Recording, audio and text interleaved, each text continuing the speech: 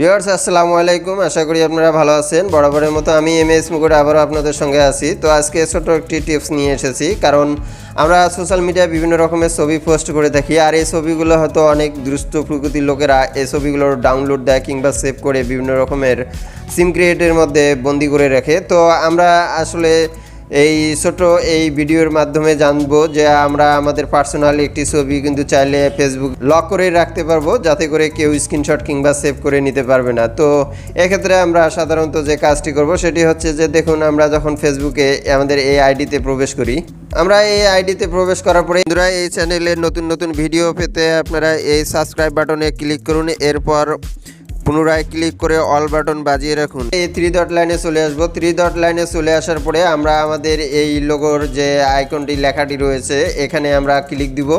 Click দেওয়ার সঙ্গে সঙ্গে আমরা কিন্তু এই যে প্রোফাইল পিকটা আমরা দেখতে পাচ্ছি, আমরা চাইলে এটিতে ক্লিক দেবো। ক্লিক দেওয়ার পরে আমরা দেখব যে turn off profile picture guard. আপনারা একটু খেয়াল করুন, এই অপশনটি আপনাদের ক্ষেত্রে কিন্তু এখানে অন লেখা থাকবে।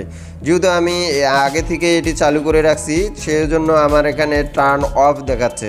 তো আমি যদি এটি অন করে দেই, এইভাবে যদি ক্লিক দেই, তাহলে এই যে এখন ইয়েস করি, তাহলে কিন্তু আমার এই গার্ডটি লকটি কিন্তু আনলক হয়ে গেল। আর যদি আমি এটি লক করে দিতে চাই, এখানে যদি আমি এই বাটনটি এভাবে চাপ দিয়ে ধরি, তাহলে কিন্তু দেখুন যে এখানে এবার এই turn on profile picture guard এই অপশনটিতে ক্লিক দেব। তো ক্লিক দেওয়ার সঙ্গে সঙ্গে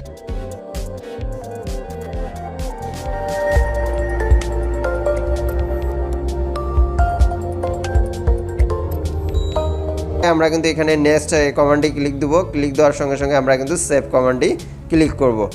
এবার দেখুন এখানে কিন্তু এই গার্ড হিসাবে বা সিকিউরিটি হিসাবে এখানে সেফটি হয়ে গেল। কেউ যদি আমার এই লোগোটি ডাউনলোড দিতে চায় কিংবা স্ক্রিনশট দিতে চায় অথবা সেভ করতে চায়, তাহলে কিন্তু আর পারবে না। তো আপনারা আপনাদের প্রয়োজনীয় ছবিগুলো এভাবে গার্ড করে রাখতে পারবেন। তবে মনে রাখবেন, এক্ষেত্রে ফেসবুকে এমন কোনো ছবি পোস্ট না দেওয়াই বেটার।